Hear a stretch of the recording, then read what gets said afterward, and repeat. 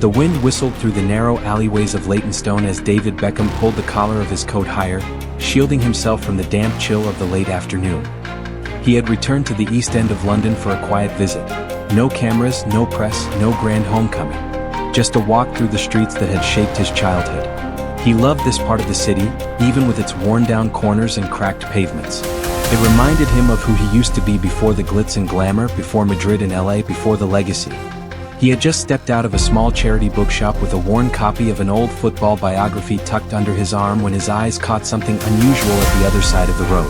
There was a man hunched over the counter of a modest tea shop, one of those places with steamed windows and handwritten signs that hadn't changed in decades. The man's clothes were loose and faded, his shoes scuffed, his hair unkempt under a flat cap. Beckham wouldn't have given him more than a passing glance if it hadn't been for the way the man refused the shopkeeper's offer to pay for his tea. Beckham, instinctively generous, stepped forward and pulled out his card. "Let me get that," he said softly, nodding to the shopkeeper. But before the payment could be processed, the man turned, his eyes sharp beneath tired brows. "I don't need charity," he said, his voice cracked but firm, each syllable wrapped in pride and wounded dignity. Beckham froze. There was something about the cadence, the edge. That voice had once shouted across muddy pitches, demanding discipline, precision, effort. It hit him like a wave. "Mr. Cooper?" Beckham asked, stunned. The old man blinked, the defensiveness melting into confusion, then surprise. "David?" he muttered, adjusting his glasses as if to be sure. "David Beckham?" Beckham smiled, though it was tinged with sadness. "Yeah, it's me." Mr. Cooper stood there, still holding his lukewarm tea. His hands trembled slightly, whether from age, cold, or the shock, Beckham couldn't tell. The man who had once paced the touchline barking instructions now looked like someone time had quietly worn down. They sat down at a corner table, away from the window. Mr. Cooper refused a sandwich offer, sipping slowly from his cup, while Beckham, struggling to find the right words, studied the man who had once changed his life. "You still got that glare," Beckham chuckled gently, trying to ease the awkwardness. "Used to make me run laps just for tying my boots the wrong way." Cooper gave a hoarse laugh, one that dissolved quickly into a cough. "Discipline, Beckham. That's what separated the good from the great." "You weren't wrong," Beckham said, folding his arms. "Though at the time, I thought you just hated me." Cooper shook his head. "I was hard on you because I saw it. The hunger. Most boys play for fun. You played like your life depended on it." Beckham nodded slowly, his chest tightening. "And you were the first person who treated me like I was meant to be more than just a kid from East London." Silence hung between them for a moment, filled only by the murmur of the kettle behind the counter. Beckham leaned forward, lowering his voice. "What happened, sir?" Mr. Cooper sighed. "Life, David. Life happened." He paused, his gaze drifting to the corner of the steamed-up window. "After I left coaching, I tried to start a youth program. Got a bit of funding, pulled in some favors.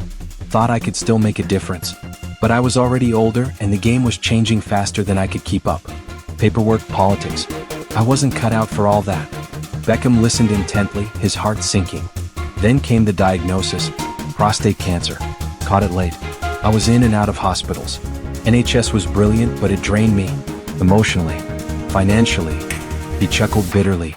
Had to sell the house, move into council housing. Then the funding dried up. So did the visits, the phone calls. It all just slipped away.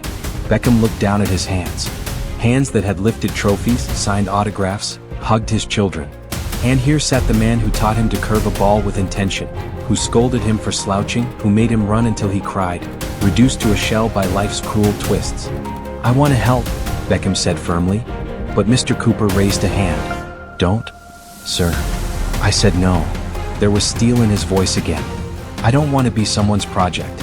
I'm not a cause, David. I was your coach, not your burden." "You were never a burden," Beckham said, voice low. "You were my foundation." The conversation continued, circling between past and present, between shame and pride. Eventually, Cooper stood up, brushing crumbs off his coat. "I appreciate the tea, but I should go." "At least let me walk with you," Beckham insisted. They stepped out into the gray evening light. The street lamps were flickering on, casting orange halos on the wet pavement. Beckham walked beside his former coach in silence until they reached a council estate a few blocks away.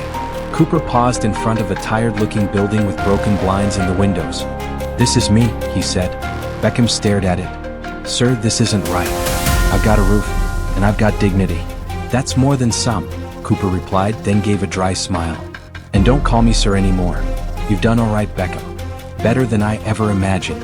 As the door shut behind the old man, Beckham stood still for a long while, listening to the distant hum of traffic, the rustling leaves, and the silent roar of something deep inside him. Anger? Guilt? Maybe both. That night, back in his London flat, Beckham couldn't sleep. Victoria had already turned in, and the children were away. He sat at the kitchen table, flipping through old photo albums he hadn't looked at in years. One photo caught his eye. It was grainy and slightly faded, but unmistakable. A 12-year-old David Beckham, muddy from head to toe, stood scowling on a pitch while Coach Cooper stood behind, shouting with one hand pointing and the other clutching a clipboard. He remembered that day vividly. He'd missed a crucial pass. Cooper made him run laps in front of everyone. Beckham had gone home in tears. But the next week he came back stronger, sharper. And from that point on he never made the same mistake twice. That man, that stern presence, had taught him more than just football. He had taught him resilience. And now Beckham realized it was time to return the favor, not out of pity but out of respect. The next morning, Beckham contacted his longtime friend and manager, Simon Graves, who now ran several football academies across London and the Midlands. "Simon," Beckham said over the phone, "I've got a name for you. Might be unconventional, but he's someone who shaped me. He's still got it in him. Just needs a chance." Simon hesitated. "Are we talking about a coaching opportunity? More like mentorship, guidance, maybe even consultancy. He knows the game better than most of the blokes running youth programs today. He just needs a way back in." "Who is he?" "Brian Cooper." There was a pause. "That name rings a bell." "It should," Beckham said. "He was everything to me before the world knew my name." Simon agreed to meet. Beckham felt a flicker of hope ignite. He knew it wouldn't be easy. Cooper might refuse again. The pride, the stubbornness, it ran deep. But Beckham had learned something else from his coach too: persistence. Later that week, Beckham returned to Leytonstone with a small parcel tucked under his arm. Inside was a new tracksuit, a pair of football boots, and a note: "The game hasn't forgotten you. And neither have I, David." He left it at Cooper's door, rang the bell once, and walked away. He didn't look back. The following days passed with an odd sense of anticipation. Beckham had sent the parcel without expecting a response. He understood pride well. It had served him in his own career, and he knew it could be both armor and prison. Still, he hoped that somewhere beneath the layers of stubbornness, Mr. Cooper would at least open the package and read the note. It wasn't much, but it was a start. In the meantime, Simon Graves had kept his word. He was skeptical at first. Academy football had become an industry filled with analytics, sports psychologists, and modern methodologies that left little room for old-school voices. But Beckham's word carried weight. More than a brand, he was still seen, especially in England, as someone who had never forgotten where he came from. Simon began making quiet inquiries around the East End football circuits, asking about Brian Cooper. Most of the younger coaches didn't recognize the name. But the older ones, the ones who had hung around Sunday leagues or coached their own kids, nodded when they heard it. "Cooper? Old school. Tough as nails. But fair. He used to run the Leytonstone youth squad like a military camp. Kids came out sharper than when they went in. Bit of a dinosaur though," one coach said. Simon relayed this to Beckham a few days later over the phone. "He's got a reputation," Simon said. "Solid one. Outdated maybe. But solid." "Then that's enough," Beckham replied. "He just needs a foot in the door." "But David," Simon's tone shifted slightly. "Why are you doing this? You've helped a lot of people, but this feels different." There was a pause. Beckham sat on a bench outside a school in Hammersmith, watching kids play in the yard, shouting, falling, getting up, laughing again. "Because he helped me first," Beckham said simply. The next day, Beckham returned to Leytonstone. No cameras, no entourage. Just him and a quiet resolve. He knocked on the same door, bracing himself for either silence or rejection. But this time it opened. Cooper stood there, still in his wool jumper and trousers that had seen better days, holding the note Beckham had left in one hand. The tracksuit was folded on the table behind him. "You always were persistent," he muttered. Beckham smiled. "You always taught me not to quit." They stood in silence for a beat. "I read your note," Cooper continued, his voice softer this time. "Didn't try the boots on though. Bit too flashy for an old man like me." "They're just boots," Beckham said, shrugging. "What matters is who's wearing them." Cooper looked away. "I don't know what you want from me, David. I'm not the man I was. I can't run drills or yell across pitches anymore. My knees hurt when it rains. I'm not asking you to run, Beckham said, stepping inside without being invited. I'm asking you to talk, to share what you know. You've got more football knowledge in your little finger than most of the clipboard-wielding coaches out there. That world's changed, Cooper said, sitting down. I've been out of it too long. Beckham sat across from him. That world needs people like you now more than ever. Kids aren't just stats and data. They need mentors. They need someone who's seen it all and still believes in the game. Cooper sighed, staring at the boots on the table. I wouldn't even know where to start. I've already started for you, Beckham replied. There's a meeting next week at the East London Academy. They're considering new mentors for the development program. You don't have to commit. Just show up. That's all. Cooper hesitated, then nodded slowly. You really think I've still got something to offer? I know you do, Beckham said. But more importantly, you need to know it. The following Monday, Beckham accompanied Cooper to the East London Academy. The building was slick, full of glass panels and sponsor logos. It was a far cry from the muddy fields Cooper had once ruled over. As they entered, young players ran drills under the guidance of coaches dressed in full kit, some barely older than the players themselves. Cooper looked out of place, his clothes modest, his posture unsure. Beckham placed a reassuring hand on his shoulder. You belong here, he said. Simon greeted them in the lobby. He extended his hand, firm and polite. Mr. Cooper, pleasure to meet you. Cooper nodded. Thanks for having me. They were led into a conference room where a few other mentors and coordinators had gathered. Some glanced at Cooper with curiosity, others with mild skepticism.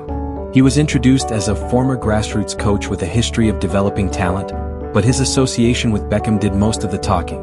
Simon began the session, outlining the goals of the mentorship program, creating a bridge between foundational football education and professional training. Then he turned to Cooper. We'd like to hear your perspective, he said. Cooper cleared his throat, then stood slowly. His voice, though raspy, still held weight. I used to coach in the East End, he began. Not for money. Not for trophies. Just to keep boys off the streets and onto the pitch. I wasn't always kind, but I was always honest. I believed in discipline. In showing up. In doing your job even when it's raining and you'd rather be anywhere else. He paused, glancing at Beckham, who nodded encouragingly. Football's changed, more signs, more cameras. But what hasn't changed is the heart. You still need to want it. And when a kid wants it, they need someone to guide them. Not manage them. Guide them. There was a hush in the room. One of the younger coaches raised a hand. But how do you plan to connect with the modern generation? They're different. Cooper smiled. Every generation is different. But they all want the same thing. Someone who sees them. Who believes in them before the stats say they're worth believing in. The room was silent again, but this time, it was the kind of silence that listens. Afterwards, as they walked out into the fresh air, Simon turned to Beckham. He's good, he said. Better than I expected. We'll start him with a few observation sessions next month. If all goes well, maybe more. Cooper didn't say much on the way home. He looked out of the window, fingers fidgeting with the edge of his coat. As they arrived back at his flat, he turned to Beckham. I don't know if I'll be any good. You don't have to be perfect, Beckham replied. You just have to show up. That evening, Cooper sat on his armchair with the boots finally on his feet. They were snug, comfortable, supportive. He looked at the old newspaper clippings in a dusty box under his bed, ones with names long forgotten except one, young Beckham earns call-up after stellar performance at U14S. The photo showed him mid-kick with Cooper in the background, arms folded, watching closely. He smiled for the first time in weeks. Maybe, just maybe, the game hadn't forgotten him.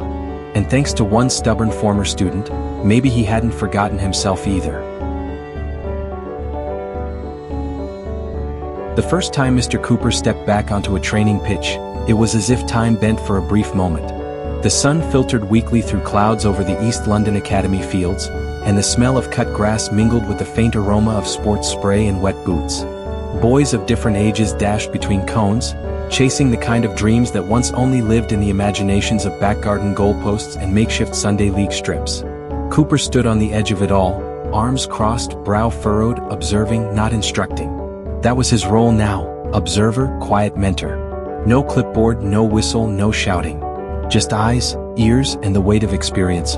Beckham had insisted on staying away during those early sessions. This was Cooper's moment to stand on his own, to feel it again, not as a favor returned, but as a man reclaiming something of himself. Still, Beckham kept tabs quietly. Simon would send him short messages, "He turned up early today," or "helped one lad fix his run-up." Nothing dramatic, nothing worthy of headlines. But for Beckham, each note was proof that the decision to intervene had been the right one. Cooper began with soft steps, offering advice between drills, helping clean up after training, occasionally walking a nervous boy back to the changing room with a quiet word of reassurance. His presence wasn't flashy, but it was felt. Within weeks, coaches noticed something different. The boys began showing up 5 minutes earlier. They listened more attentively. There was less complaining, more focus. Cooper hadn't said much, but somehow he'd reminded them, without words, what discipline looked like.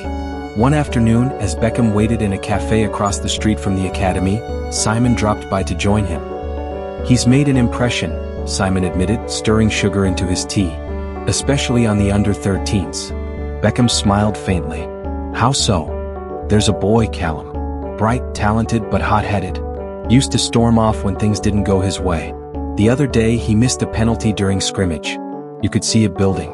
Then Cooper walks over, doesn't raise his voice, just leans in and says something.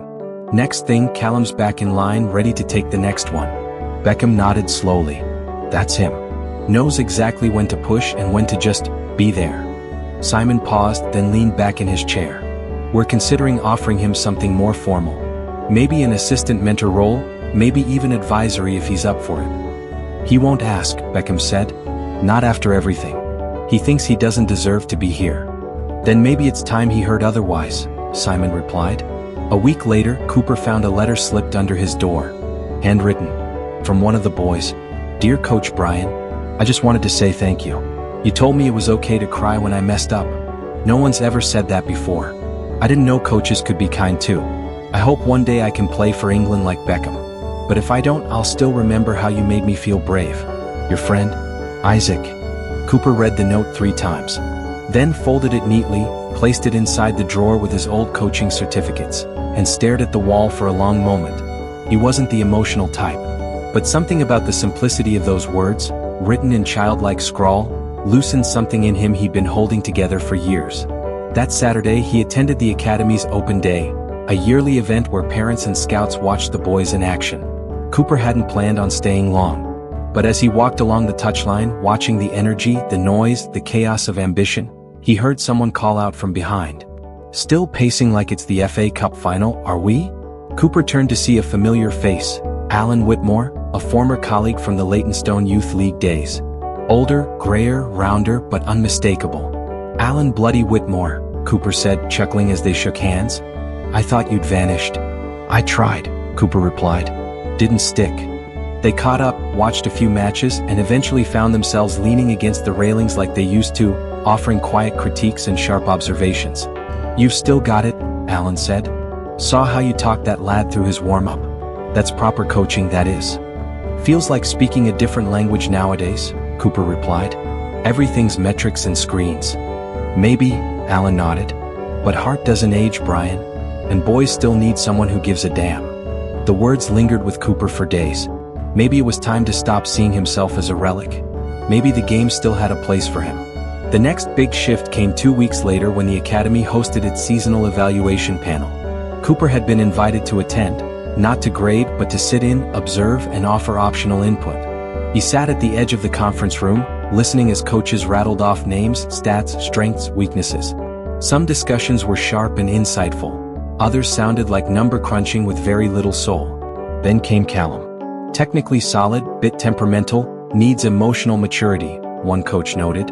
Great footwork but loses composure under pressure. Another nodded. Might not be ready for the next level. Simon turned to Cooper. "Brian, any thoughts?" Cooper sat forward, clasping his hands. "Callum reminds me of a boy I coached once. Brilliant first touch. Used to lose his temper if he missed a shot. Hated being subbed. Hated losing. Hated winning without scoring." "Let me guess," Simon smiled. "Name starts with B?" "Beckham," Cooper nodded. "You didn't see him in the stats either. You saw it in his eyes. And in how he came back every week, no matter how tough I was on him."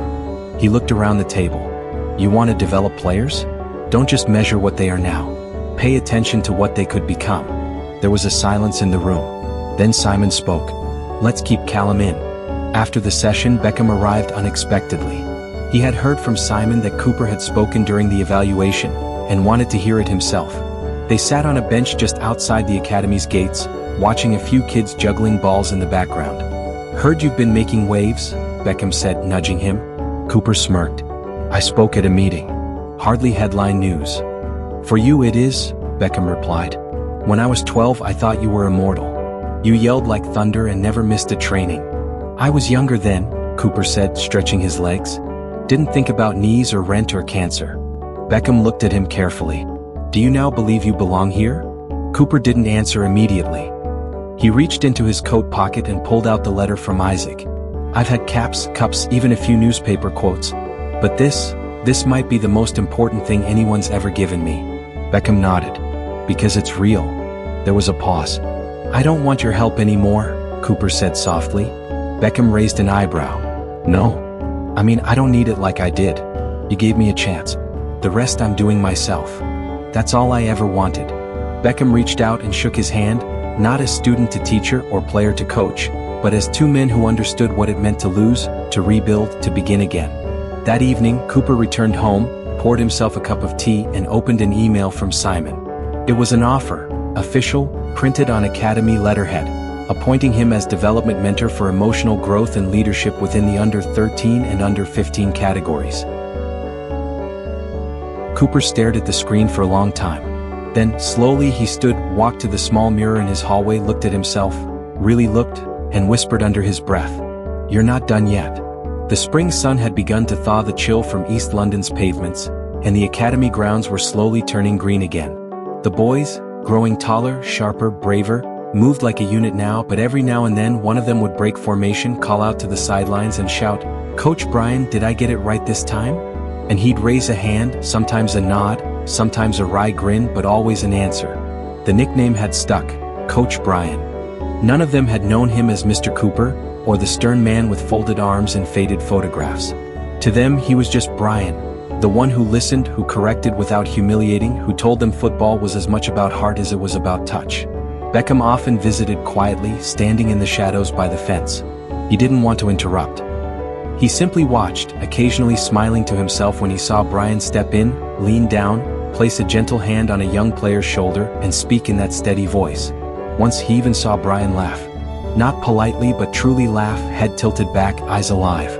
And for David Beckham, who had once been that trembling boy dreading a sprint lap from the same man, it was perhaps the greatest victory of all. The academy had decided to hold an end-of-season celebration. Not a ceremony, not a gala, just an evening of football, family, food, and a short program. Parents were invited. There would be small exhibitions, testimonials, and for the first time, a short award segment honoring the mentors who had impacted players most significantly. When Simon Graves announced that Coach Brian had been voted Mentor of the Year by both staff and students, Beckham wasn't surprised, but he was moved. Brian Cooper, however, didn't quite know how to react. "Award?" he asked, standing in Simon's office. "What for?" "I've only been here a few months." "For showing up," Simon said. "Every day. For not giving up on this generation. And for reminding us what football education used to mean." "I never did it for plaques," Brian muttered. "That's why it means more," Simon replied. That evening, Beckham dropped by Brian's modest flat, just off the high street. He came alone, dressed simply, with a bottle of wine and a letter. "You're not getting out of it," Beckham said, grinning. "You're making a speech." Brian looked at him aghast. "David, I've not spoken to a room since I gave a wedding toast in 1996. And I was 3 whiskeys in. You'll be fine. Speak from the heart. Say what you wish someone had said to you when you started." Beckham handed him the letter. "What's this?" "Something from someone who wouldn't be here without you," Beckham said. "Read it later." "Not now." The night of the celebration came quickly. The academy was decorated with bunting and posters. The boys wore blazers over their kits, parents clutched phones, filming every second. Laughter filled the grounds. There were matches, games, relay races, and even a penalty shootout where Beckham took the final kick, cheekily missing on purpose, sending the young goalkeeper into ecstatic celebration. But when the lights dimmed and the chairs were set in the hall for the final segment, a quiet fell over the crowd. Simon took the stage. "This year," he began, "we've learned more than just tactics and formations. we've learned about patience, about resilience, about how the right words at the right time can shape a young player's future. He paused, then smiled. Our mentor of the year is someone who came to us not as a name but as a story of belief, redemption, and silent strength. Please welcome Coach Brian Cooper. There was applause, warm, real, full of love. Brian stood slowly, almost sheepishly, and walked to the front. Beckham clapped the loudest. A few boys stood and whistled. Someone shouted, "We love you, Coach." Brian chuckled as he reached the mic. He cleared his throat. "I don't do speeches," he began, which made the room laugh. "But I do know something about losing.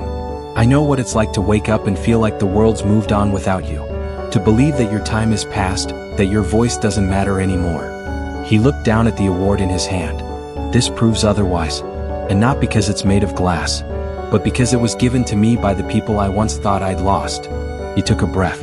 "A year ago, I had no job, no home of my own, and very little reason to keep going. I wasn't sick anymore, but I wasn't well either. I had disappeared, not just from football, but from myself." The room was utterly silent. But someone remembered me. Someone I used to shout at for tying his boots wrong. Someone who never forgot what I gave him, even when I had forgotten myself. And thanks to that memory, I'm standing here. He looked towards Beckham. "This is not a speech. It's a thank you. To the game. To the lads who keep showing up. And to the people who believe we're never too far gone to matter again." He stepped down to a standing ovation. Beckham met him halfway and hugged him. Two men, no longer coach and student, but equals, bonded by something bigger than titles or trophies. Later that night, as the hall emptied and laughter faded into quiet chatter, Beckham and Brian sat on a bench just outside. The award sat beside them, catching reflections of passing headlights. "You did all right," Beckham said. "You looked like you were going to cry," Brian teased. "Only a bit," Beckham chuckled. "I read the letter." Brian raised an eyebrow. "You left it in the bag," Beckham said. "Next to the wine." "Well," Brian shrugged, "you wrote it, so I assumed you wouldn't need to read it again." Beckham laughed. "Still, thank you." There was a long pause. Then Brian spoke. "I've been thinking of going to Birmingham next week. My sister's still there. Haven't seen her in over 10 years. Thought it might be time." Beckham looked at him, surprised. "That's big." She reached out. Said she saw a video of me at the academy. Asked if it was really me. I said it was. She cried. Beckham nodded. "Reconnecting is the hardest part." "I think I'm ready," Brian said. "I feel worthy again." The next week, Beckham was invited to a press interview. Nothing formal, just a small sit-down with a local sports channel. They asked about youth development, about his role at the academy, and about his thoughts on mentorship. He told them this: "People think success is about medals, shirts, and TV appearances. But real success is remembering who helped you before the world knew your name, and making sure they're not forgotten." Later that summer, a new initiative launched at the East London Academy, the Legacy Line, a mentorship program pairing former coaches and players with new generations, not just to train them but to share life lessons, values, stories. Brian Cooper was appointed its first official lead mentor. At the entrance of the academy, a new plaque was installed. Read, "No one is too late to be remembered. Sometimes all it takes is one voice to bring you back." As for Brian, he kept Isaac's letter framed in his small flat. He visited Birmingham, reconciled with his sister, and began writing a collection of reflections on coaching titled The Quiet Touchline. Beckham agreed to write the foreword. And every now and then, when a young boy ties his boots too loose or sulks after a bad game, there's a voice behind him, not loud, not harsh, but steady, that says, "Chin up, lad. The game's not over yet." Because somewhere in East London, one man's second chance became the seed for many first chances to come.